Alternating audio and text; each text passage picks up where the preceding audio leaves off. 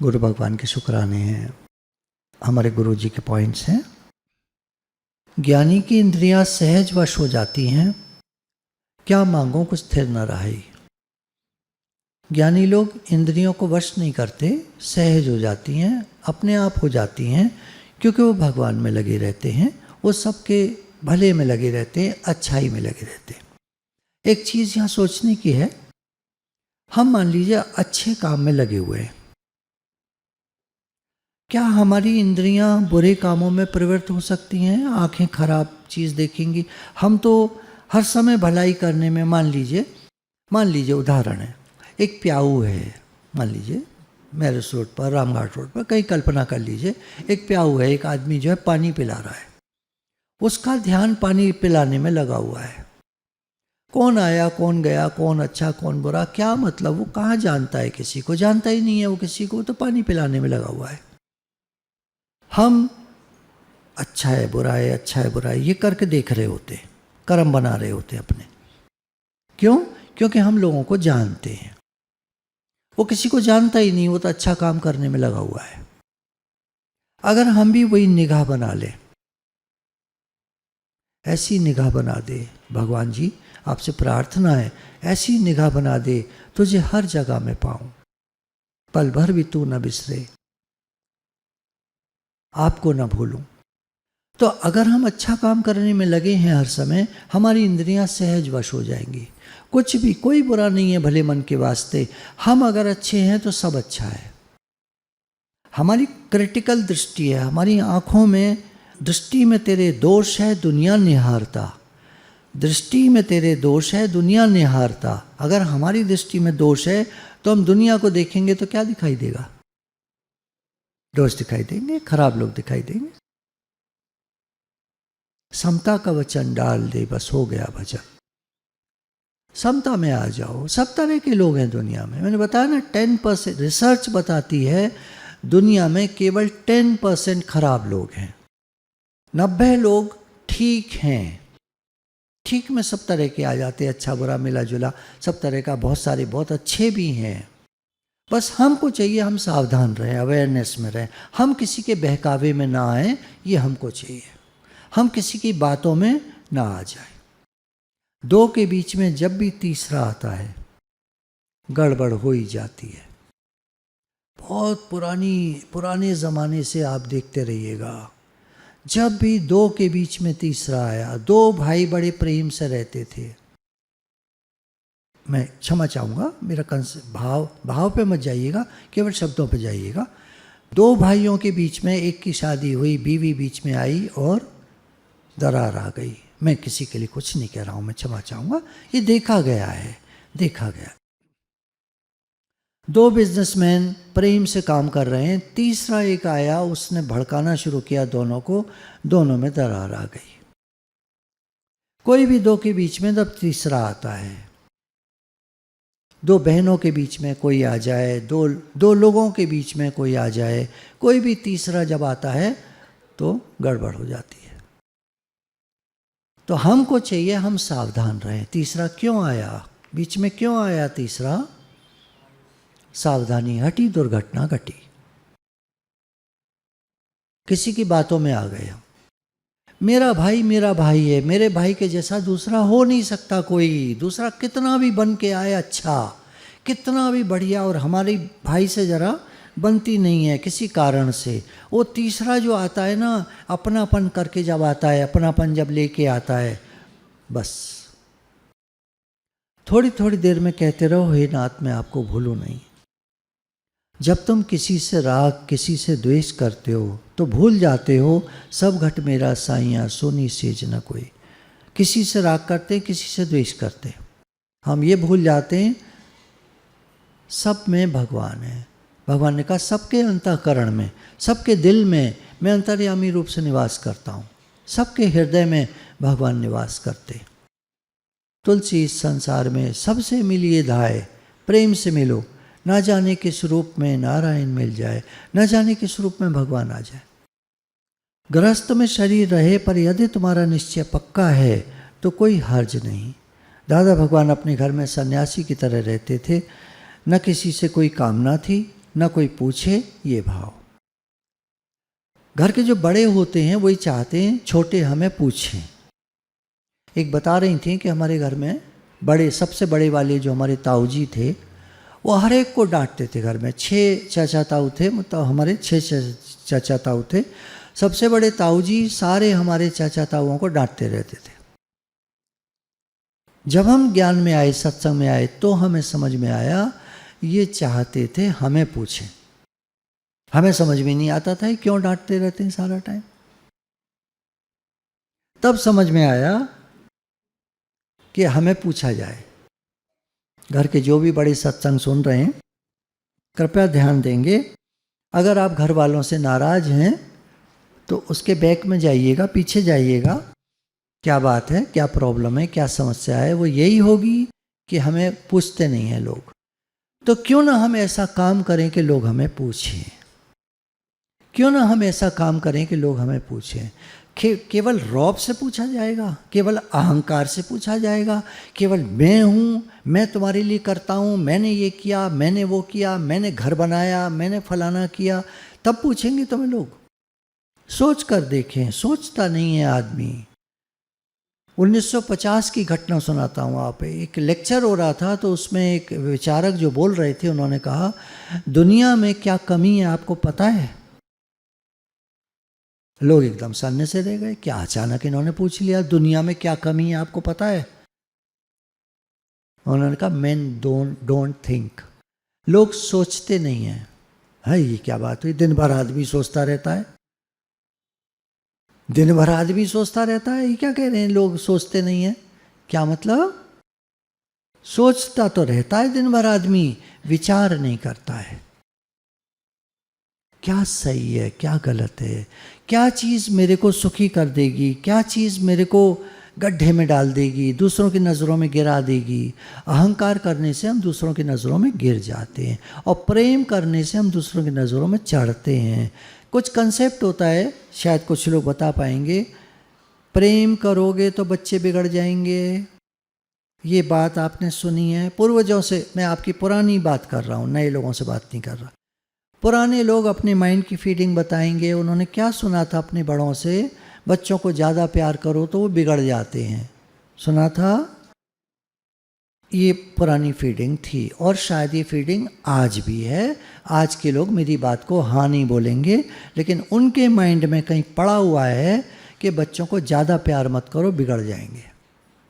फिर ये रोज़ की डिमांड होंगी इनकी, आज हमको मैकडोनल्ड से खाना है, आज हमको डोमिनोज से खाना है, आज हमको ये है, आज हमको वो है। सारा टाइम डिमांड करेंगे। तो ज़रा ऐसे रखो ना तो ठीक रहते हैं। क्या मैं ये कहना चाह रहा हूँ कि ऐसे मत रखो? क्या मैं ये कहना चाह रहा हूँ कि रोज़ आपको उनको उल्टा सीधा मंगा के खिला दो? केवल हमको सोचना है। मैन डोंट थिंक का क्या मतलब है? हम विचार नहीं करते हैं। या तो हम प्यार में बिगाड़ लेते हैं। आजकल के बच्चे बहुत बिगड़े हुए हैं, आप देखते होंगे स्कूल में करीब करीब 10% बच्चा बहुत ज़्यादा बिगड़ा हुआ होता है और 20-30-50% तक का बच्चा फिर भी बिगड़ा ही हुआ होता है। 50% बच्चे होते हैं जो ठीक ठाक से होते हैं, ठीक ठाक में भी बिगड़े वाले भी होते हैं। 75% बच्चे बिगड़े टाइप के होते हैं। 25% थोड़े अच्छे से होते हैं, उनमें भी कुछ बिगड़े होते हैं। इसका मतलब 10% ही बच्चे होते हैं जो बहुत अच्छे वाले होते हैं। 100 की क्लास में 10 बच्चे ही बहुत अच्छे वाले होते हैं, बाकी 90 तो एम ही टाइप के होते हैं। सब मिले जुले। शब्दों पे मत जाइएगा। अब ये जो लाइन है, भाव पकड़िएगा। मैं नहीं कह रहा बच्चे बिगड़े होते हैं।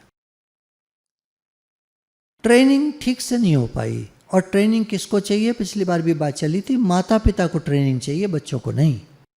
किस तरह कितना प्यार करना है और कितने के बाद थोड़ा डांटना भी है और कितने के बाद ये सावधानी रखनी है कि उसकी मांग को पूरा नहीं करना है। दादा भगवान, क्योंकि घर में उनको कोई कामना नहीं थी, कोई मुझे पूछे, कोई मुझे खिलाए, कोई मुझे दे, नहीं। उनको सुबह निकलना होता था सत्संग के लिए, शाम तक आते थे। घर वाले नाश्ता दे दें तो खा के चले जाते थे, नहीं तो बिना खाए चले जाते थे। कहीं ना कहीं कोई ना कोई कुछ ना कुछ खिला ही देता है। जीवन चलता ही है। खाने के लिए जीते हैं हम लोग या जीने के लिए खाते हैं? खुसुर पुसुर।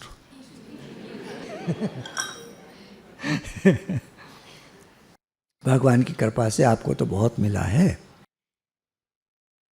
तुम्हारी कामना, तुम्हारा मोह, तुम्हारा अहंकार बद कर्म कराता है, खराब कर्म कराता है। धृतराष्ट्र को राज्य की कामना थी, दुर्योधन से मोह था और स्वयं देह होने का अहंकार था, तो पांडवों के प्रति अन्याय करता रहा और बाद में सब कुछ खत्म हो गया। अहंकार गंवाने के लिए भगवान के प्रति पूर्ण समर्पण चाहिए। भगवान ने गीता में कहा, हे अर्जुन तू मेरी शरण में आ जा, मैं तुझे सब ताप और पाप से मुक्त कर दूंगा। हम कहते हैं मैं मन इंद्रियों को वश करूंगा। अहंकारी कैसे मन इंद्रियों को वश करेगा? वो सोचता रह जाएगा, दम लगाता रह जाएगा। बड़े बड़े अहंकारियां नानक गर्भ गले, सब जन्म मरण के चक्कर में जाते हैं अहंकारी। मैं करूंगा, मैं अपने मन को वश कर लूंगा। कर पाता ही नहीं है, जीवन भर नहीं कर पाता, जन्म मरण के चक्कर में चला जाता है। ज्ञानी का जीवन आदर्श में होना चाहिए, संभल कर कर्म करना चाहिए। हम लोग जो सत्संग में आते हैं, हमारा जीवन एक आदर्श में जीवन होना चाहिए। भले अंदर से हम बहुत अच्छे नहीं हों, चिंता नहीं है, परवाह नहीं है, धीरे धीरे हो जाएंगे ठीक। अच्छे काम करते रहेंगे तो धीरे धीरे अंदर से भी हम अच्छे हो जाएंगे। पर शुरू में क्या है, संभल कर कर्म करना चाहिए, वरना लोग उसका क्या आदर्श लेके चलेंगे। लोग फिर ताने मारते हैं, ये सत्संगी है, ये सत्संगी है, ऐसे बोलते हैं, ऐसे करते हैं। कोई नहीं, आप उनसे कहिए हम सीख रहे हैं भैया, हम सीख रहे हैं। सत्संगी हो गए तो क्या हम कोई भगवान हो गए? भैया इंसान हैं हम, गलतियां हमसे होती हैं, हम भी इंसान हैं। सत्संग सुन लिया तो क्या हम कोई वो हो गए? इंसान हैं हम भी। लेकिन हम कोशिश कर रहे हैं बदलने की, चेंज होने की, सबके लिए जीने की, बड़ा काम करने की हम भी कोशिश कर रहे हैं। बड़े काम पे याद आया, एक अपना एक नियम बनाएं, कहीं भी जाएंगे कुछ नया सीख कर आना है। अहंकार मत रखो कि हमें सब आता है, मत रखो। एक जीवन कम होता है सीखने के लिए, 100 जन्म भी लेता है आदमी तो भी पूरा नहीं सीख पाता। ये दुनिया इतनी बड़ी है और इतनी चीज़ें हैं सीखने की, टाइम लगता है। कहीं भी जाएं कुछ नया सीख कर आना है। इस प्रकार हमारी नॉलेज, हमारा ज्ञान बढ़ता जाएगा। ज्ञान कौन सा? व्यावहारिक ज्ञान, सामाजिक ज्ञान, अर्थ ज्ञान, पैसे का ज्ञान, पैसा कैसे कमाया जाता है उसका ज्ञान, ज्ञान क्या होता है, धर्म क्या है, अधर्म क्या है, आध्यात्मिक ज्ञान क्या है, स्पिरिचुअलिटी क्या है, दुनिया क्या है, हर चीज़ का ज्ञान हमको धीरे धीरे आता है, बढ़ता है। फिर एक होता है एटीट्यूड। एटीट्यूड कहते हैं वो इच्छा शक्ति जिसके द्वारा हमारा ध्यान इंटेंशन पर बना रहता है। इंटेंशन क्या है? वो चीज़ जो हम करना चाहते हैं या पाना चाहते हैं, एक लक्ष्य। तो एटीट्यूड क्या है? वो शक्ति है जिसके द्वारा हमारा ध्यान हमारे लक्ष्य पर बना रहता है। हमें पता है हमें क्या करना है और हम क्या पाना चाहते हैं, वो एक एटीट्यूड कहलाता है। एक होता है ना, एक व्यक्ति का एटीट्यूड होता है, समझ में आ जाता है क्या करना चाहता है। कुछ बड़ा जो करना चाहता है उसका एटीट्यूड उसी प्रकार का होता है। पर उसको अहंकार नहीं होना चाहिए, ये ज़रूरी शर्त है उसमें। अगर अहंकार है तो ख़त्म, ले डूबेगा। अहंकार के बिना एटीट्यूड जो होता है वो बहुत आगे ले जाता है। यार हमें तो करना है, करना है तो करना है। कैसे करेगा? पता नहीं कैसे करूँगा, करना है। पता ही नहीं है तो कैसे करेगा? अरे रास्ते खुलते जाते हैं। जब जंगल में चलते हो, टॉर्च होती है तो 100 फीट तक मुश्किल से भी नहीं दिखाती, 50 फीट दिखाती है, 20 फीट ही दिखाती है। लेकिन जब आगे बढ़ते हैं तो 20 फीट और आगे बढ़ते 20 फीट और आगे बढ़ते 20 फीट और, रास्ता खुलता जाता है, दिखता चला जाता है। ऐसे ही तुम चल पड़ो लक्ष्य की तरफ, रास्ते खुलते जाएंगे। भगवान है ना। और हीरो कहता है कोई मैं हूँ ना, पर बेचारे तुम क्या करोगे यार, तुम तो पिक्चर बना के अलग हो गए, पर भगवान तो है ना। 100%, 99 नहीं, 100% भगवान हैं और वो हमारे साथ हैं। उनको लो तो साथ। वो कहते मैं क्या करूं, ये मेरे को पूछता ही नहीं है। तो जब से हमने भगवान को पूछना शुरू करा, वो हमारे साथ हो लिए। ताली ताली के लिए नहीं कहा, ये तो तुकबंदी है, तुकबंदी है, दिमाग में आ गई तो बोल दी, कोई कहीं लिखा थोड़ी है। जब भी हम पढ़ने बैठें तो मेरा इंटेंशन होना चाहिए कि मैं अपने फोकस की अपर लिमिट तक जाऊंगा। बच्चों के लिए ये बात, आप जब भी पढ़ने बैठो, बिजनेसमैन के लिए बात है, आप जब भी शॉप पर जाओ, कारोबार में जाओ, जहाँ भी जाओ, आप एक इंटेंशन बनाओ, एक लक्ष्य, एक गोल बनाओ, एक भाव बनाओ अपना कि मैं अपने फोकस की अपर लिमिट तक जाऊंगा, पूरा दिमाग लगा दूंगा इसमें। किसी दुकान पे घुसिए तो जो दुकानदार होते हैं, 2-3 मान लीजिए सेल्समैन हैं, देख के आओ मतलब ऐसे बस कर देते हैं, इधर उधर देखने लगते हैं, तो आपको क्या लगता है? वो इधर उधर देखने लगते हैं तो आपको क्या लगता है? वेलकम नहीं लगता, वेलकम नहीं किया इन्होंने। और हम जैसे ही घुसते हैं, एकदम एक सेल्समैन आता है, आइए सर क्या लेंगे, आइए सर देखिए, तो कैसा लगता है? तो जब भी हम कोई काम कर रहे होते हैं, अपना एक इंटेंशन बनाओ कि मुझे अपने फोकस की अपर लिमिट तक जाना है, मतलब जान लगा देनी है, 100% देना है। जब मैं परिवार के साथ होऊंगा तो बस सेवा और एक्सेप्टेंस का इंटेंशन रखूंगा। परिवार के साथ जब हम होते हैं तो सेवा भाव, प्रेम और एक्सेप्टेंस, स्वीकार भाव।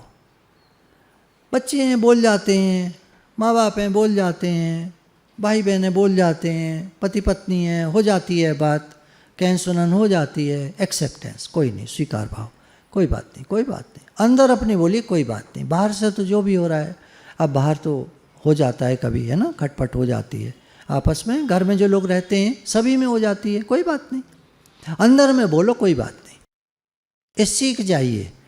दिल पर मत ले यार लेकर मत बैठो मन में। जब मैं सुना करता था शुरू में दिल पर मत ले यार, तो मैं कहता था पर समझ में कुछ नहीं आता था। टाइम लगता है हर चीज़ में। जब समझना शुरू किया, समझे जब, बड़ा टाइम लगा, कई साल लग गए इस बात को समझने में, दिल पर मत ले यार। और कहने और सुनने में कितना आसान है। मजा आ गया सुनकर, दिल पर मत ले यार, हाँ कितनी बढ़िया बात है। बढ़िया बात तो है, जीवन में लाने में टाइम लगता है। जब भी कहन सुनन होती है तो अंदर से क्या आवाज़ें आती हैं तरह तरह की, है ना, रिवोल्ट की, विद्रोह की, गुस्से की, खूंखार, खराब, बुरी, ये सब आवाज़ें आती हैं। और जहाँ ये बात आई दिल पर मत ले यार, वो कोई नहीं, कोई बात नहीं, होता है, घरों में होता रहता है, एकदम शांत। अभी कहने सुनन हुई कुछ, एकदम शांत, ठीक है। तो इंटेंशन क्या है? जब भी जहाँ हो आप, वहाँ एक इंटेंशन रखनी है। अब मेरा ये कारोबार में है तो ये, नौकरी में है तो ये, घर पे है तो ये, बच्चों के साथ है तो ये, एक इंटेंशन रखनी होती है। ये बन जाते हैं भाव। आपके 5 जगह हैं मेन, आपके क्षेत्र 5 हैं, पांचों की अलग अलग इंटेंशन हो जाएंगी। और जब आप वहाँ होंगे तो वो इंटेंशन आपकी काम करेगी। इसको थोड़ा विचार करना पड़ेगा। सुबह उठकर थोड़ी देर के लिए साइलेंस और ग्रैटिट्यूड का इंटेंशन रखना चाहिए। सुबह उठकर थोड़ी देर के लिए मौन रख सकते हैं। टॉयलेट गए तो मौन है। टॉयलेट में बोलते हो क्या? नहीं ना? हाँ, तो गए तो मौन है, फिर निकल के आए, थोड़ी देर काम में लग गए तो मौन है, बैठे तो मौन है, ऐसे इंटेंशन। और ग्रैटिट्यूड, शुक्राना मानना। हे भगवान, हे प्रभु, आपके बहुत शुक्राने, आपने घर दिया है, परिवार दिया है, रहने को, खाने को ठीक ठाक दिया है, जो भी दिया है ठीक है भगवान जी, जैसा रखा है, कपड़े उपड़े हैं, जो भी है सब भगवान जी बहुत ठीक है, बहुत शुक्राने। मैरी कॉम जो बॉक्सर है, उसने एक जगह कहा है कि जब मैं गेम में होती हूँ, गेम के बीच में होती हूँ, बॉक्सिंग रिंग के अंदर होती हूँ, मेरा सिर्फ एक इंटेंशन होता है, जीतने का। वो कहती है मुझे आदत हो गई है जीतने की। ये आदत पड़ती कैसे? एक दिन में नहीं पड़ जाएगी, बिना जीते नहीं पड़ जाएगी आदत जीतने की। जीतते जाओगे तो जीतने की आदत पड़ जाएगी। जीतते जाना क्या है? छोटे छोटे लक्ष्य बनाओ, छोटे छोटे लक्ष्य। बड़ा लक्ष्य बना के आप जीतना चाहोगे तो अब वो पता नहीं क्या हो, मालूम नहीं। छोटा लक्ष्य बनाकर जीतो। आज एक आइसक्रीम खाने का लक्ष्य बनाना, और आइसक्रीम खाना और कहना मैं जीत गया। मतलब आप समझ रहे होंगे। अब भाव पे जाइए, अब शब्दों पे मत जाइए। आइसक्रीम तो सिर्फ एक शब्द है, भाव पे जाइए, छोटे छोटे लक्ष्य बनाइए और जीतिए। आपको जीतने की आदत पड़ जाएगी, फिर आप बड़े लक्ष्य की तरफ बढ़ोगे, आप जीतोगे। हम जीतेंगे। यस। इंटेंशन सेट करने से हमारी ध्यान रखने की, अवेयरनेस पर रहने की आदत हो जाती है। ध्यान बना रहता है, अवेयरनेस बनी रहती है, ये आदत पड़ जाती है जब हम एक इंटेंशन बना के रहते हैं। दुनिया में यदि लोगों का पॉलीग्राफ टेस्ट लिया जाए तो पता चलेगा कि 99% लोग विश्वास ही नहीं करते कि वो अपने लक्ष्य को पूरा कर सकते हैं। कर तो सकता हूँ लेकिन लगा देते। 99% लोग दुनिया में ये हालत है, वो दृढ़तापूर्वक नहीं कह सकते कि मैं अपने लक्ष्य को पाकर रहूँगा। कोशिश कर रहे हैं। ये क्यों है? क्योंकि इंटेंशन क्लियर नहीं है। बचपन से आदत डालनी चाहिए इंटेंशन बनाने की, एक लक्ष्य रखने की। छोटे छोटे गोल्स बनाइए, छोटे छोटे लक्ष्य बनाइए, आदत पड़ती जाएगी आपको उनको पूरा करने की। हम लोग अपनी ताकत को बहुत कम आंकते हैं। पता है, हम लोग सब परमात्मा से जुड़े हुए हैं, और परमात्मा की ताकत कितनी है, कितनी सोचते हैं आप? अनंत ब्रह्मांड को रचने वाले की ताकत कितनी होगी? अनंत से भी ज्यादा होगी। और उस अनंत परमात्मा से, उस अनंत ब्रह्मांड के रचयिता, परम अनंत है ना, अनंत से भी आगे उस परमात्मा से हम सब जुड़े हुए हैं। हमें कितनी शक्ति प्राप्त हो सकती है उनसे? सोचकर देखा कभी? सोच के देखना। अनंत परमात्मा से आप कहोगे, ले मैं तो चीनी डाल रहा था एक गिलास में, ध्यान छूटा, जरा सा इधर उधर हुआ, 2 चम्मच डाल दी, निरा मीठा हो गया। मेरा तो यही तो काम होता नहीं है मेरे से जरा सा। कहाँ अनंत परमात्मा से जुड़ा हूँ मैं? आपका मन ही, हमारे अंदर एक इंटरनल डिसीवर बैठा हुआ है। मैं उस चैप्टर को लिख रहा हूँ। हमारे ना अंदर में 5 दुश्मन बैठे हुए हैं हमारे दिमाग में।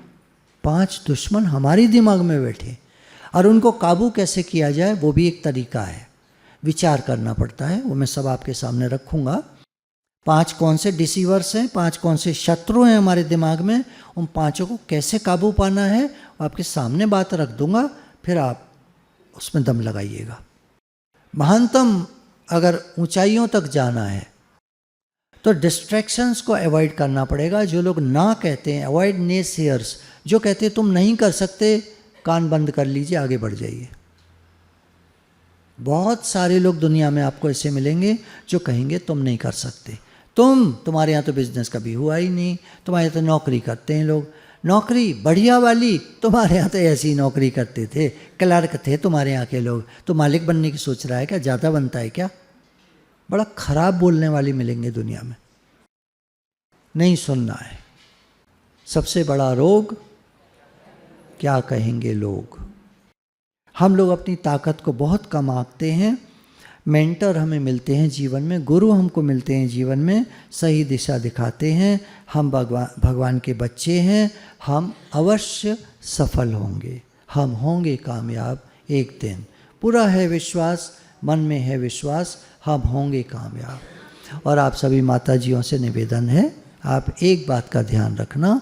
आप अगर ये सोचोगे कि जो आप मेरे से सुनकर जा रहे हो आप बच्चों को सुनाओगे और वो आपकी बात मान लेंगे, वो कान बंद करके आपकी बात सुनेंगे और नहीं मानेंगे। आप उनको यहाँ लाओ सत्संग में, यहाँ सुनवाओ, वो सुनेंगे, वो प्रेम फील करेंगे और आगे बढ़ेंगे। मेरा भाव है आपके बच्चे महानतम ऊंचाइयों तक जाएं।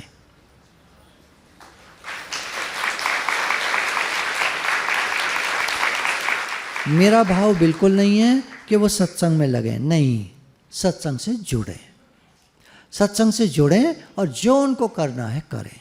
सत्संग से उनको शांति मिलेगी और बढ़ावा मिलेगा। बढ़ावा और शांति दोनों। दुनिया में बढ़ने से लोग रोकते हैं, शांति को अशांति में बदलते हैं। दुनिया वालों का ये काम है। हमारा ये काम है उनको शांति मिले और बढ़ावा मिले, वो ऊंचाइयों तक जाएं। ठीक है। वो सारे बच्चों का शुक्राना जो आए हुए हैं, अब आने लगे हैं बहुत सारे बच्चे, बहुत शुक्राना है।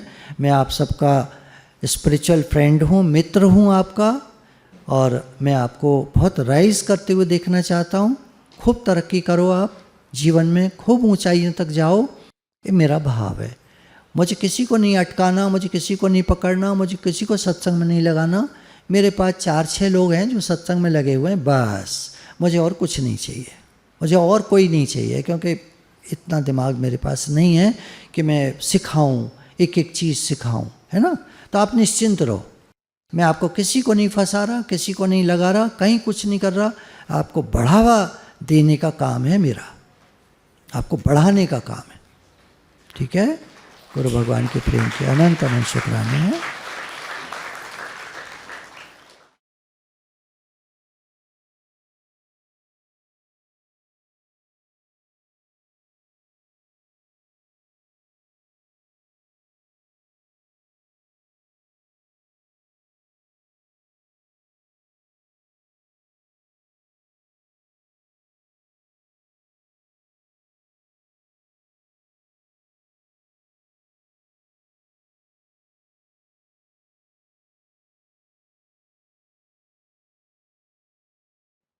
गुरु भगवान के शुक्राने हैं। पूरी दुनिया में तरह तरह के दिन मनाए जाते हैं, तरह तरह के कार्यक्रम होते रहते हैं। कितने लोगों को उसमें काम मिलता है, रोजगार मिलता है, कितने लोगों को खुशियाँ मिलती हैं, कितने लोगों को दूसरों के लिए जीने का मौका मिलता है, मुस्कुराहट मिलती है, खुशी मिलती है, प्रेम मिलता है, तो हर चीज़ अच्छी है। तो हमारे यहाँ तो मातृ दिवस, पता नहीं भारत में, मुझे नहीं मालूम होता था या नहीं, पर जो भी है शुक्राना है उन लोगों का जिन्होंने मातृ दिवस, पितृ दिवस की स्थापना करी, कल्पना करी, बनाया, रखा।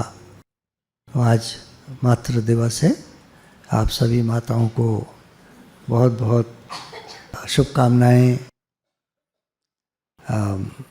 भगवान जी की तरफ से। भगवान हमारे इस संसार के सभी देवी देवताओं से हमारी रिक्वेस्ट है, प्रार्थना है कि आप सभी माताओं को आनंद शांति मिले, खुशी मिले, प्रेम मिले, संतुष्टि मिले, तृप्ति मिले, भरपूरता मिले, आप जो चाहते हैं वो मिले।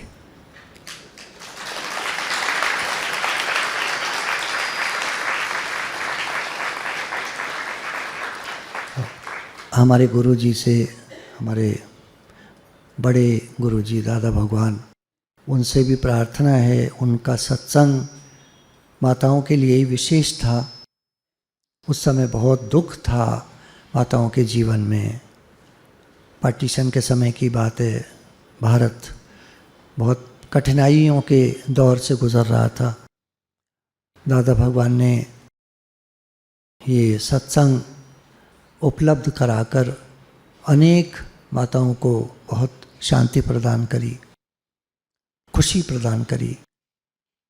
उनके अनंत अनंत शुक्राने। माना के थककर उसकी आँख बंद होती है, माना के थककर उसकी आँख बंद होती है, लेकिन माँ जब सोती है तब भी फिक्रमंद होती है।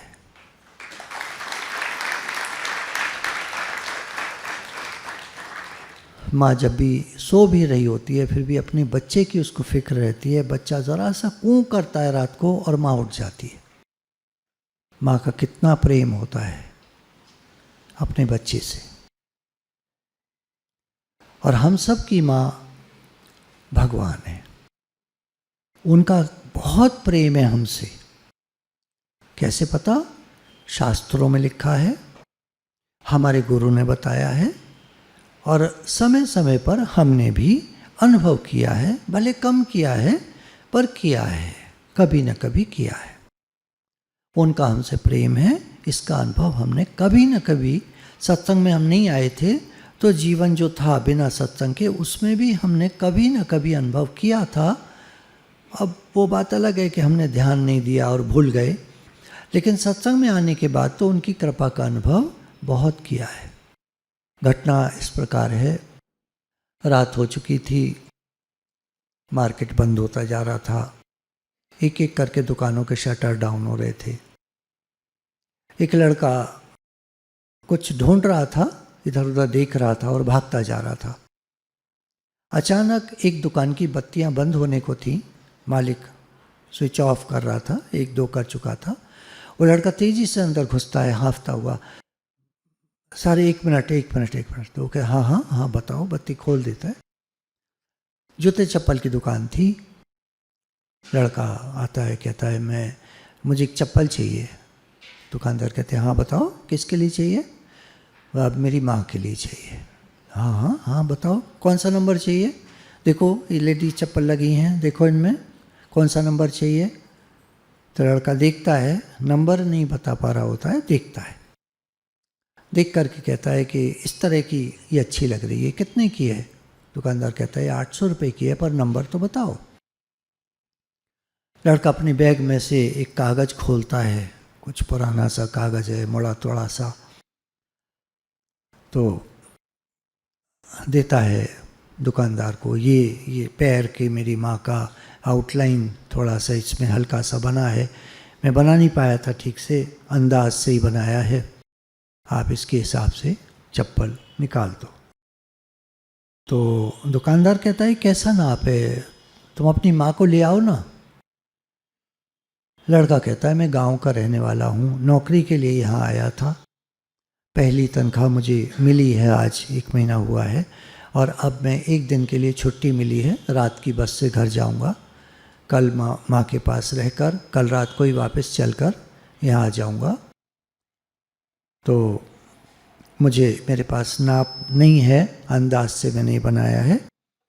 मेरी माँ मज़दूरी करती है, मज़दूरी कर कर के उसने पाल पोस कर पढ़ा लिखा कर मुझे बड़ा किया, और अब मेरी नौकरी लग गई है।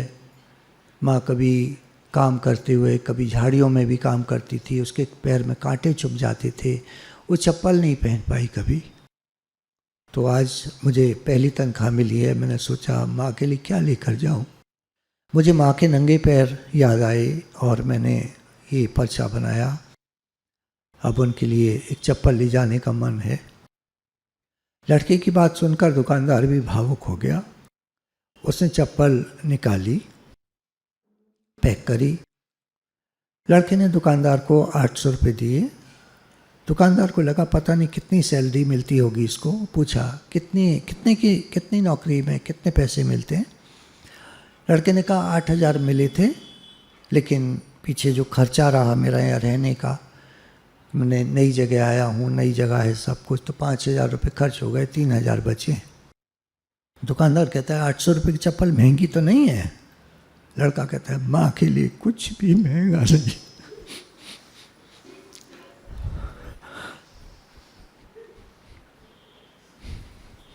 माँ के लिए कुछ भी महंगा नहीं है। लड़का पैसे देकर जाने लगता है तो दुकानदार रोकता है, एक मिनट एक जोड़ी चप्पल और पैक करके देता। माँ से कहना तुम्हारे दूसरे बेटे ने तुम्हारे लिए गिफ्ट भेजी है, ये खराब हो जाए तो दूसरी पहन लेना, नंगे पैर नहीं रहना है, और माँ को मेरा प्रणाम कहना। लड़का चलने लगा तो दुकानदार ने कहा भैया वो कागज पर जो पैर बने हैं, कागज मुझे दे दो। लड़के ने कागज दे दिया। दुकानदार ने उस कागज को पूजा के स्थान पर रखा। नौकर ने कहा मालिक की आप क्या कर रहे हैं? दुकानदार ने कहा तुम क्या सोच रहे हो, ये किसके पैर हैं? लड़का चुप रहता है, वो जो नौकर होता है उनका। मालिक कहता है देवी माता के पैर हैं, ये देवी माता के चरण हैं, जिनका बेटा इतना संस्कारी है।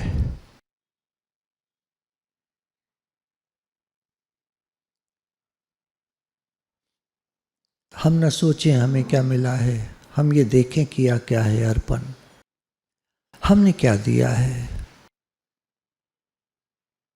हमने क्या किया है। हम शिकायत करते रहे अपने माता पिता से, बड़ों से, बड़ों के लिए, टीचर्स की, सबकी शिकायत करते रहे। क्या हमने कभी सोचा हमने क्या किया है? तो आज का दिन शुक्राना मानने का दिन है। अपनी माँ के लिए, सब माताओं के लिए, दुनिया भर की माताओं के लिए, विश्व की माताओं के लिए आज शुक्राने का दिन है। हम सब के लिए, हम सब अपनी माँ के बच्चे हैं। तो उन्होंने जो भी किया है हमारे लिए, जितना वो कर पाए, जितना वो कर सकते थे, उन्होंने किया। तो उनके प्रेम के अनंत अनंत शुक्राने हैं। उनके प्रेम की महिमा हम गा नहीं सकते, हम उनका कर्जा उतार नहीं सकते। वो गीले में सोई, हमको सूखे में सुलाया। वो कम खा के रह गई, हमको पेट भर खाने को दिया। कभी ठंडा पानी कम होता था, उन्होंने हमको दिया, खुद गर्म पानी पी लिया। हमारी पसंद की चीज़ कभी कम बनती थी, हमने खा ली, उन्होंने भले नहीं खाई। दूध उन्होंने हमें पिलाया, खुद नहीं पिया। हमेशा हमारे लिए किया ही किया। माँ बच्चे के लिए जितना करती है, दुनिया में कोई नहीं कर सकता। और इसी तरह का दृष्टांत याद आ गया। एक लड़का इंटरव्यू देने पहुंचता है, सामने उसके बोर्ड ऑफ डायरेक्टर्स 4-5 बैठे होते हैं। सारी बात सुनकर एक डायरेक्टर कहता है, नौकरी तुम्हें मिल जाएगी, कल एक काम करके आना, अपनी माँ के हाथ और पैर देखना ध्यान से, और फिर जो तुम्हारा रिएक्शन हो वो आके हमको कल बताना, कल हम तुम्हें नौकरी देंगे। लड़का अगले दिन लौटने के लिए रात को माँ से कहता है कि डायरेक्टर साहब ने कहा है कि मैं तुम्हारे में हाथ और पैर ध्यान से देख कर आऊँ। कभी उसने माँ के हाथ और पैरों को ध्यान से नहीं देखा था। पैरों में बेवाइयाँ फटी हुई थीं, जगह जगह कांटे से चुभे हुए थे, जगह जगह निशान बने हुए थे, खून निकला हुआ ऐसे निशान बने हुए थे। हाथ काफ़ी हार्ड हो चुके थे, काफ़ी खराब स्थिति में थे। लड़का कहता है, माँ ये क्या हालत बना रखी है तुमने अपनी? माँ कहती है, बेटा मैं काम में लगी रही जीवन भर, तेरे को पढ़ाया लिखाया, आज तू इस लायक हुआ है कि नौकरी के लिए इंटरव्यू देने गया है, तो बेटा ये करना ही पड़ता है माँ को। तो लड़का कहता है, लेकिन तुमने तो मुझे कभी नहीं बताया। अब माँ क्या कहे। खैर, लड़के को रोना आता है, ड्रॉअर में से कोल्ड क्रीम निकालता है, उसके हाथ और पैरों पे लगाता है, लगा करके और जा करके जब बिस्तर पे लेटता है तो जी भर के रोता है। अगले दिन पहुंचता है, डायरेक्टर साहब के सामने बैठता है। वो कहते हैं, हाँ तुमने क्या देखा?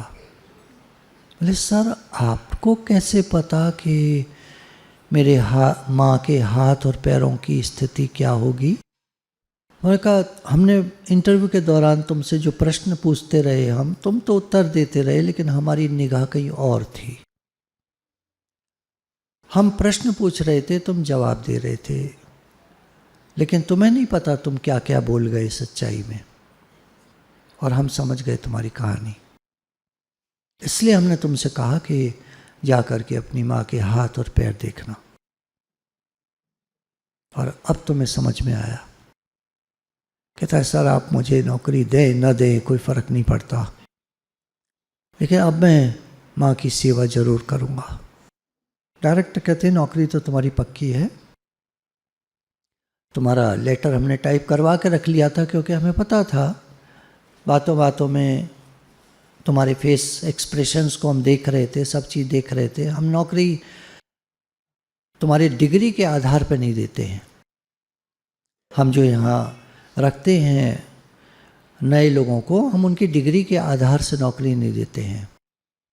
हम इंटरव्यू में जो उनसे प्रश्न पूछते हैं और उसके जो उत्तर वो लोग देते हैं, उनके चेहरों के आधार से हम नौकरी देते हैं। उस पर सब लिखा रहता है उसके अंदर क्या चल रहा है। और जब एक बार संतुष्ट नहीं होते तो हम 5 बार इंटरव्यू लेते हैं। जब संतुष्टि होती है तब नौकरी देते हैं। एक ही बार में हमने तुम्हें जज कर लिया, तुम सच बोल रहे थे हर बात, तुम जानते नहीं थे, वो बात अलग थी कि तुमने कभी देखा नहीं, तुमने कभी जांचा नहीं, तुमने कभी ध्यान नहीं दिया, लेकिन जो तुम बोल रहे थे वो सच था। और उसी से हमने समझ लिया कि तुम्हारी माँ की क्या स्थिति होगी।